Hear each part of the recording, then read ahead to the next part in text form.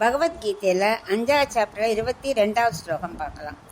ஏஹி சம்ஸ்பர்ஷஜாய் போகாஹ துக்கயோனய ஏவதே ஆத்யந்தவந்த கௌந்தேய ந தேஷு ரமதே புதஹ.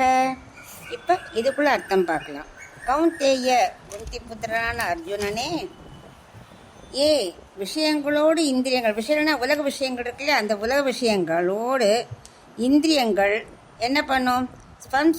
சம்ஸ்பர்ஷஜா தொடர்பு கொள்வதா ஏற்படும் போகக இன்பங்கள் எவையோ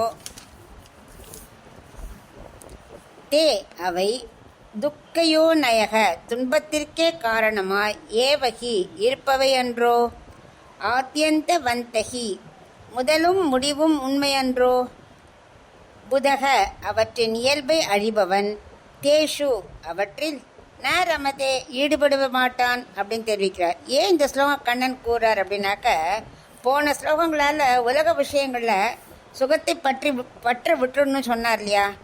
அப்போ அர்ஜுனனுக்கு என்ன சந்தேகம்னா, அனாதி காலமாக ஒரு பழக்கம் நம்மகிட்ட இருந்துட்டு இருக்கிறத எப்படி உடனே விட்டுற முடியும் அப்படின்னு எனக்கு ஒரு சந்தேகம். அதுக்கு தான் கண்ணன் சொல்கிறார், கவலைப்படாத அர்ஜுனா, உலக விஷயங்கள் எவ்வளவு தாழ்ந்தவை என்று நீ உணர்ந்துட்டேன்னு வச்சுக்கோ, அதை எளிதில் இந்த உலக சுகத்தை விட்டு விடுவாய் நீ அப்படின்னு கூறுறார். ஃபர்ஸ்ட் லைன் என்ன சொல்றாருன்னா, ஏஹி சம்ஸ்பர்ஷஜா போகாஹா துக்க யோனய ஏவதே, அதாவது எவையெல்லாம் புலன்களுக்கும் உலக விஷயங்களுக்கும் உள்ள தொடர்பால் ஏற்படும் போகங்கள், சுகம் இருக்கு இல்லையா, புலன்கள் என்ன பண்ணும்? கண்ணுன்னா அப்படியே நல்லதை பார்த்தா அது அப்படியே பார்த்துட்டே இருக்கணும் போல இருக்கும், சாப்பிட்றத பார்த்தா ஆஹா என்ன டேஸ்டாக இருக்கும் சாப்பிடணும் போல இருக்கும் இல்லையா. அப்படி உலக விஷயங்களில் உள்ளதும் இந்த இந்திரியங்கள் இருக்கே ரெண்டுமே என்ன பண்ணும்? அப்படியே அதை போகத்தை அனுபவிக்கணும் தோணும் இல்லையா. அது எல்லாமே முதல்ல சுகமாக தான் இருக்கும், ஆனால் கடைசியில் எப்படியோ துக்கத்தை தான் கொடுக்கும். உண்மையான நிலையான சுகம் என்று எதுவுமே உலகத்தில் கிடையாது, எதுவுமே நிரந்தரமே கிடையாது. சுகம்னா துக்கம் கண்டிப்பாக வரும் அப்படிங்கிறார்.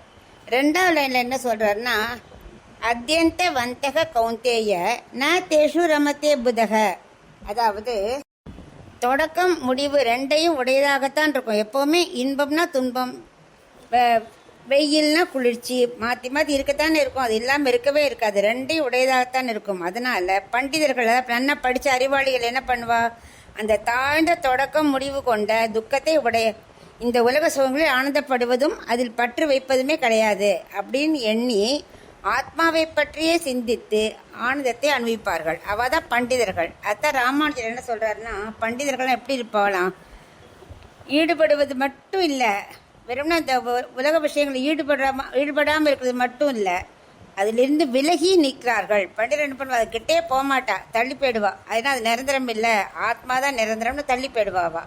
ஆக உலக இன்பங்களில் என்ன தோஷங்கள் என்றால் சுகதுக்கம் கலந்து இருக்கும். அடுத்து ஆர்ஜன என்னெல்லாம் தோஷங்கள் இருக்குது தெரியுமா? ஆர்ஜன தோஷம்னு ஒன்று, அது என்னமா, சுகத்தை பெற முயற்சி செய்யும் போது ஏற்படும் துக்கம். ஏன்னா நமக்கு ஒரு சுகம் வேணும்னா என்ன பண்ணணும், ஏதாவது கொஞ்சம் கஷ்டப்பட்டு தான் ஆகணும், அதுக்காக உள்ள கஷ்டங்களும் ஒரு துக்கம்தான். அப்புறம் ரக்ஷண தோஷம், சரி சுகம் கிடைச்சாச்சு, பணம் நிறையா கிடைச்சாச்சுன்னு போருமா, சம்பாதிச்சதை எப்படி காப்பாற்ற வேண்டாமா, அதுக்காக உள்ள கஷ்டம். அதுக்கப்புறம் க்ஷய தோஷம், சம்பாதிச்சு வச்சாச்சு அது எப்படி அப்படியே இருந்துகிட்டே இருக்குமா, கொஞ்சம் கொஞ்சமாக குறைஞ்சி தேஞ்சே போயிடும், தீந்தே போயிடும். ஆனால் ஞானம் மட்டும்தான் விரிஞ்சுட்டே இருக்கும், தேயவே தேயாது. அதுக்கப்புறம் போக தோஷம், சுகத்தை அனுபவிச்சுட்டே இருக்கும், போதும்னே தோணாது, அது மேலும் மேலும் சுகத்தை அனுபவிக்க கடைசியில் என்ன பண்ணும், துன்பத்தில் கொண்டு முடிஞ்சிடும். அப்புறம் இம்சா தோஷம், அதாவது மற்றவளை இம்சிக்கும் தோஷம்.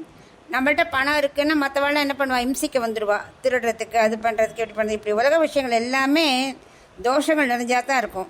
ஸோ அவைகளை விலக்கி ஆத்மாவை பற்றியே சிந்தித்திருக்கணும், அதுவே நிலையானது அப்படின்னு இந்த ஸ்லோகத்தை தெரிவிக்கிறேன்.